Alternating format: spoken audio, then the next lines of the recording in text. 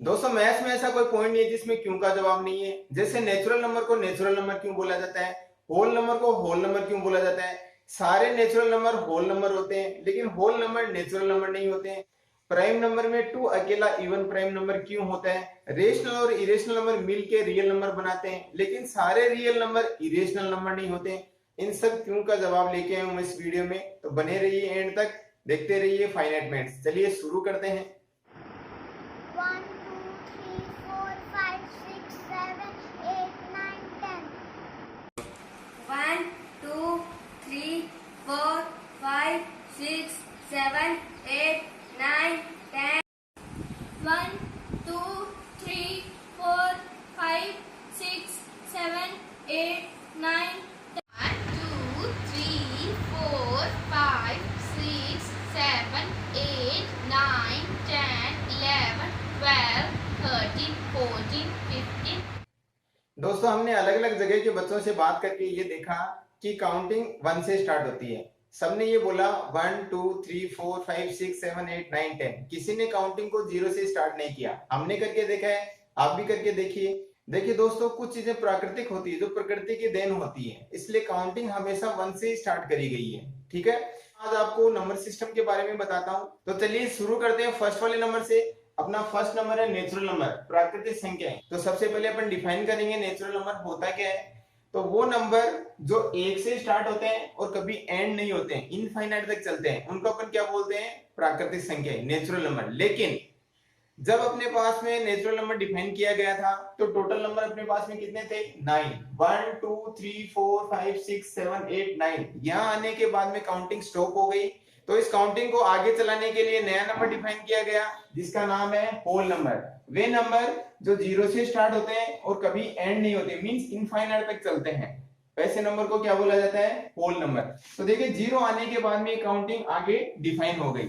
अब इन दोनों नंबर्स को मिला के आप काउंटिंग में कोई भी नंबर को डिफाइन कर सकते हैं। ठीक है, अब देखिए वीडियो की स्टार्टिंग में अपना पॉइंट था कि नेचुरल नंबर को होल नंबर बोला जाता है लेकिन होल नंबर को नेचुरल नंबर नहीं बोला जाता है। क्यों? क्योंकि देखो नेचुरल नंबर 1 से स्टार्ट होते हैं तो सारे होल नंबर में आते हैं, लेकिन होल नंबर 0 से स्टार्ट होता है, होल नंबर सारे इसमें नहीं आता। क्यों? क्योंकि नेचुरल नंबर में 0 नहीं आता है। ये पॉइंट क्लियर हुआ। ये दोनों नंबर डिफाइन करने के बाद में मेरे पास में पॉजिटिव सारे नंबर डिफाइन हो गए, मैं सारे पॉजिटिव नंबर डिफाइन कर सकता हूं। लेकिन मेरी बात वहां आके अटक गई। कहां? मैंने 5 - 3 किया, मेरे को 2 मिला जो पॉजिटिव नेचुरल नंबर और होल नंबर में डिफाइन है। ठीक है, लेकिन यदि मैंने ये करना चाहा तो मेरे पास में आंसर नहीं है इसका। अब अपन क्या करें, तो इसके लिए एक नया नंबर डिफाइन किया गया जिसका नाम है इंटीजर। वे नंबर जो माइनस इनफाइनाइट से लेकर इनफाइनाइट तक चलते हैं, मीन जिसमें नेगेटिव पॉजिटिव जीरो सारी वैल्यू शामिल होती हैं, उनको क्या बोला जाता है, इंटीजर नंबर। तो देखिए ये कैलकुलेशन कहां के रुकी, 3 - 5 किया तो कितना मिल गया अपन को, -2, जो इंटीजर नंबर में डिफाइन हो गया। इन तीनों नंबर को डिफाइन करने के बाद में मैथ्स में लगभग सारी प्रॉब्लम दूर हो गई। लेकिन अपने पास में एक समस्या और आ गई। क्या समस्या आई कि यदि मैं 1/3 में 1/2 को ऐड करूं तो इन तीनों में से मेरे को कौन आंसर देगा। तो इन तीनों ने मना कर दिया कि हम तो तीनों ही आंसर नहीं देंगे। तो इसका आंसर देने के लिए एक नया नंबर डिफाइन किया गया। वो नया नंबर जानने के लिए वीडियो में एंड तक बने रहिए। चलिए देखते हैं। इस प्रॉब्लम को दूर करने के लिए नया नंबर डिफाइन किया गया जिसका नाम है रेशनल नंबर, परिमेय संख्या। तो अपन यहाँ पे देखेंगे रेशनल नंबर होते क्या है। देखिए, any number which is written in the form of p/q and q not equal to 0, means denominator कभी भी 0 नहीं होना चाहिए, एंड p और q हमेशा इंटीजर होने चाहिए। मतलब इसकी जगह हमेशा इंटीजर वैल्यू आनी चाहिए। कहने का मतलब जो नंबर बट्टे की फॉर्म में लिखे जाते हैं उनको अपन परिमेय संख्या ही कहते हैं। q का मान कभी भी 0 नहीं होना चाहिए, मींस डिनोमिनेटर कभी भी 0 नहीं होना चाहिए, और ये दोनों नंबर हमेशा इंटीजर आने चाहिए। फॉर एग्जांपल मैंने लिखा 1/2, देखिए p/q की फॉर्म में लिखा गया, इसका मतलब ये रेशनल नंबर है। 3/4, 0/1, 0/1 रेशनल नंबर है या नहीं है, बिल्कुल है। क्यों? देखो यहाँ पे p/q की फॉर्म में लिखा हुआ है, और यहाँ पे कंडीशन ये गिवन है कि नीचे वाला नंबर 0 नहीं होना चाहिए, ऊपर वाला नंबर 0 हो या ना हो अपन को कोई मतलब नहीं है, सिर्फ डिनोमिनेटर वैल्यू 0 नहीं होनी चाहिए। ठीक है, तो आपको कभी पूछ लिया जाए कि जीरो रेशनल नंबर है या नहीं है, तो आप क्या बोलोगे, जीरो रेशनल नंबर है। क्यों? क्योंकि अपन जीरो को 0/1 की फॉर्म में भी लिख सकते हैं और 0/1 जीरो ही होता है। ठीक है, रेशनल नंबर की कुछ कंडीशंस होती हैं, वो कंडीशन से भी अपन रेशनल नंबर को डिफाइन कर सकते हैं। फॉर एग्जांपल, जो नंबर टर्मिनेटिंग हो वो भी अपने पास में रेशनल नंबर होता है। टर्मिनेटिंग का मतलब जो वैल्यूज कट जाती है उसको अपन टर्मिनेटिंग बोलते हैं। फॉर एग्जांपल, जैसे मैंने लिखा 5/10, तो 5/10 को मैं 1/2 भी लिख सकता हूँ। लेकिन अब पॉइंट ये आता है कि जो वैल्यूज नहीं करती है उसको रेशनल नंबर बोलेंगे कि नहीं बोलेंगे। देखिए, उसको भी नंबर बोलेंगे, लेकिन उसकी कंडीशन डिफाइन करी गई है। क्या कंडीशन है? फर्स्ट, अपने पास में नंबर क्या होना चाहिए, टर्मिनेटिंग होना चाहिए। सेकेंड, ऐसा नंबर जो नॉन टर्मिनेटिंग हो, ऐसा नंबर जो नॉन टर्मिनेटिंग हो बट रिपीटिंग, मींस और रिपीट हो रहा हो, मींस ऐसा नंबर जो नॉन टर्मिनेटिंग हो और रिपीट हो रहा हो। जैसे मैंने बोला 1/3 p/q की फॉर्म में लिखा गया है, डिनोमिनेटर इसका जीरो नहीं है, बिल्कुल रेशनल नंबर है। लेकिन ये किस टाइप का रेशनल नंबर है वो देखिए। इसको अगर मैं ब्रेक करूंगा तो मेरे पास में क्या मिलेगा, 0.33333 एंड सो ऑन। इसका मतलब जो नंबर नॉन टर्मिनेटिंग हो, मींस कटे नहीं, बट रिपीटिंग मींस रिपीट हो, तो उसको क्या बोलते हैं अपन, रेशनल नंबर बोलते हैं। तो रेशनल नंबर की कंडीशन क्लियर होगी। देखिए, जो नंबर p/q की फॉर्म में लिखा जाता है और डिनोमिनेटर कभी भी जीरो नहीं होना चाहिए, वो नंबर क्या होते हैं, रेशनल नंबर। दूसरी बात, जो नंबर टर्मिनेटिंग हो उसको भी अपन रेशनल नंबर बोलते हैं। तीसरी बात, जो नॉन टर्मिनेटिंग हो मींस कटे नहीं बट रिपीटिंग हो, वो रिपीट हो मींस वो वैल्यू रिपीट हो, उसको अपन क्या बोलते हैं, रेशनल नंबर। क्लियर हुआ रेशनल नंबर। इसी में अगला नंबर देखते हैं, इरेशनल नंबर। देखिए, जो नंबर रेशनल नहीं होता है वो इरेशनल नंबर होता है। तो आप लोग बोलोगे कि इनके अलावा कौन सा नंबर रह गया है जो इरेशनल में आएगा। देखिए, इसका बेस्ट एग्जांपल है पाई। पाई की वैल्यू अपन ने डिफाइन करी गई है 22/7। देखिए, वो उसकी फिक्स वैल्यू नहीं है। पाई की वैल्यू क्या होती है, 3.14159265 एंड सो ऑन, ऐसे चलती जाती है। कहने का मतलब, जो वैल्यू नॉन टर्मिनेटिंग हो, नॉन टर्मिनेटिंग का मतलब जो वैल्यू कटे नहीं, एंड नॉन रिपीटिंग हो, मींस जो वैल्यू रिपीट भी नहीं हो। देखिए, अपने पास में पाई की क्या वैल्यू डिफाइन करी गई, 22/7। ये इसकी फिक्स वैल्यू नहीं है, इसकी वैल्यू क्या होती है, 3.14159265। नॉन टर्मिनेटिंग, नॉन रिपीटिंग, कोई भी पॉइंट के बाद में वैल्यू रिपीट नहीं हो रही है, ऐसे वाले नंबर को अपन क्या बोलते हैं, इरेशनल नंबर। इसमें अपन और भी एग्जांपल डिफाइन कर सकते हैं, जैसे √3, √5, √7 एंड सो ऑन। ये सारे इरेशनल नंबर के एग्जांपल हैं। अब इन दोनों नंबर को मिला के एक नया नंबर डिफाइन किया गया जिसका नाम है रियल नंबर। कहने का मतलब, जिसमें अपने पास में रेशनल नंबर भी आते हो प्लस इरेशनल नंबर भी आते हो, वो क्या होता है अपने पास में, रियल नंबर। मींस सारे नंबर जिसमें इंक्लूड किए जाते हैं, natural number, whole number, integer, rational, irrational, वो सारे नंबर क्या होते हैं, रियल नंबर। क्लियर हुआ पॉइंट। अगला नंबर देखते हैं, इवन और ओड नंबर।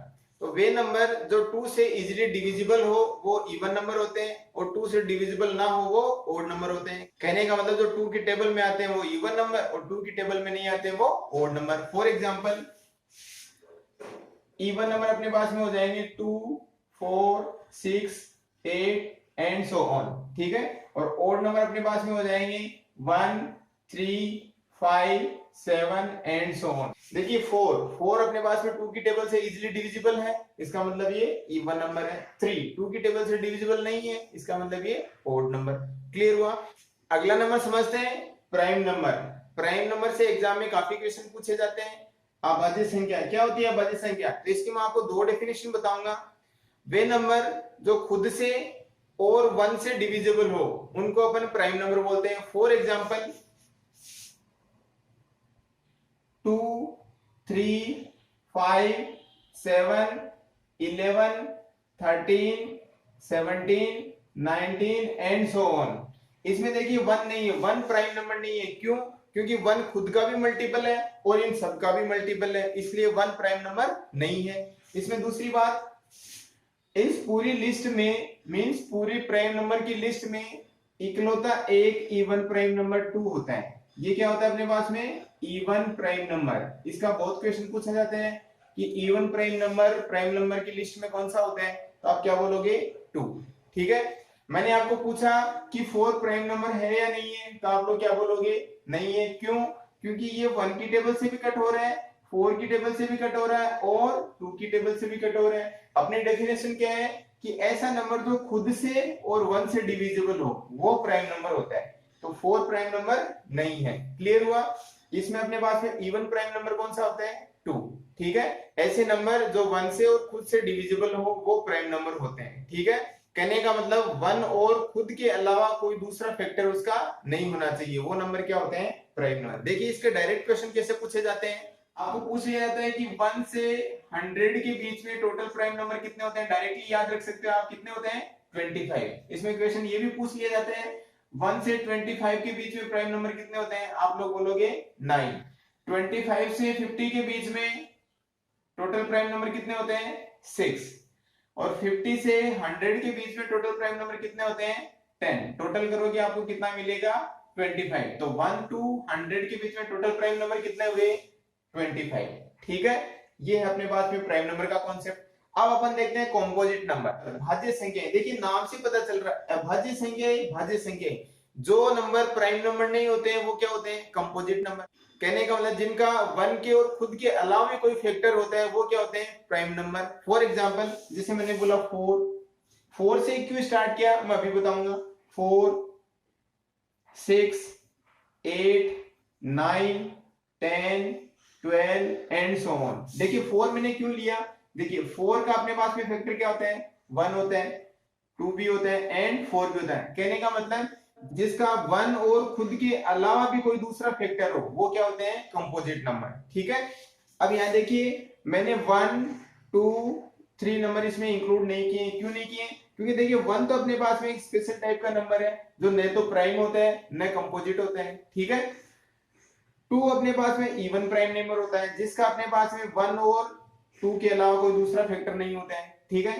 3 अपने पास में प्राइम नंबर होता है जिसका 1 और 3 के अलावा कोई भी फैक्टर नहीं होता है। इसका मतलब अपने पास में स्टार्ट कहां से हुआ? 4 से। 4 के क्या फैक्टर हो गए? 1, 2 एंड 4। अपन 8 के देखें तो क्या हो जाएगा? 1, 2, 4 और 8। कहने का मतलब जिसके 1 और खुद के अलावा भी कोई दूसरे फैक्टर हो उसको अपन क्या बोलेंगे? Composite number.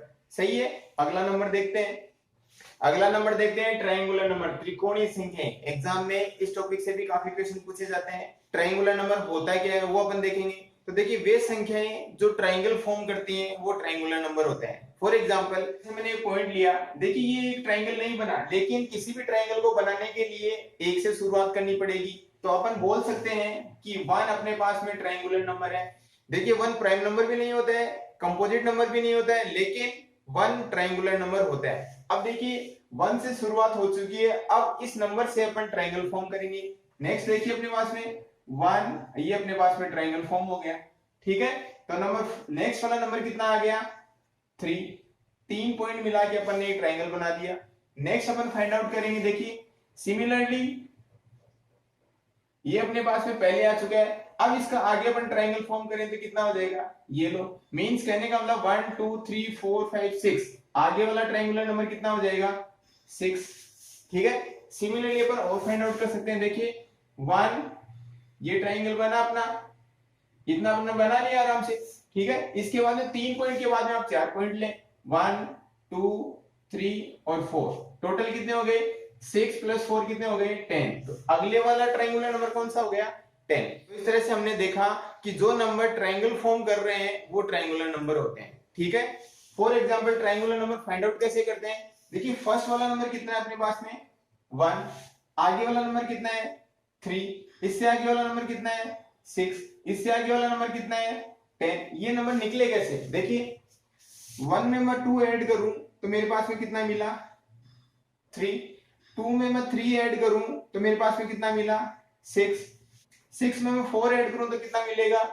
10। अब मैं 10 में यदि 4 के बाद में 5 ऐड करूं तो नेक्स्ट वाला नंबर कितना हो जाएगा मेरे पास में? 15।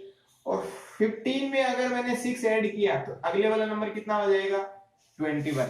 इस तरह से अपन आगे ट्रायंगुलर नंबर फाइंड आउट कर सकते हैं। मान लीजिए आपको एग्जाम में ये पूछ लिया कि आप 20 नंबर का ट्रायंगुलर नंबर बताइए, तो आप लोग घबरा जाओगे कि सर ऐसा तो हमने सीखा ही नहीं, 20 तक अपन बनाएंगे तो इसमें तो काफी टाइम लग जाएगा। तो डरिए नहीं, आपको मैं एक शॉर्ट ट्रिक बताता हूँ इसकी, आप किसी भी नंबर का फिर ट्रायंगुलर नंबर फाइंड आउट कर सकते हैं। देखिए हमने छोटी क्लासों में सीखा है सम ऑफ n टर्म्स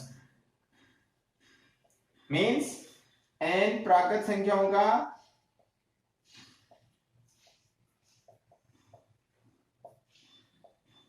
योग। किस तरह से फाइंड आउट करोगे आप?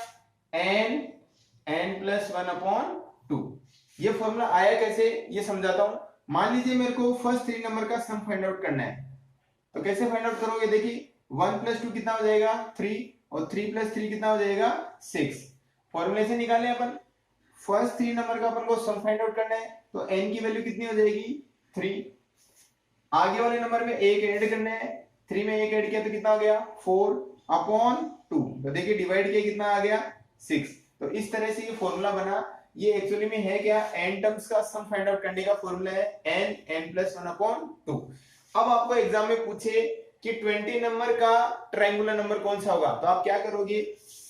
21/2। देखिए इसको काट दिया 10, कितना आ गया अपने पास में? 210। ये आपका आंसर। आपको पूछ लिया एग्जाम में कि 10वें नंबर का ट्रायंगुलर नंबर कौन सा होगा, तो आप लोग क्या करोगे? 10 × 11/2 कितना आ जाएगा? 55। फाइंड आउट कर सकते हो इजीली। किसी का भी आपको पूछे तो आप इजीली इस फॉर्मूले से फाइंड आउट कर सकते हो। ठीक है, इस वीडियो में हमने नंबर सिस्टम का बेसिक इंट्रोडक्शन समझा है। अगले वीडियो में हम इसकी प्रॉपर्टी डिफाइन करेंगे, एग्जाम में किस तरह से क्वेश्चन पूछे जाते हैं वो अपन सोल्व करेंगे। आई होप आपको मेरे वीडियो पसंद आ रहे हैं। यदि आपको मेरे वीडियो पसंद आ रहे हैं तो प्लीज चैनल को सब्सक्राइब करें और अपने दोस्तों के साथ में शेयर करें। Thank you.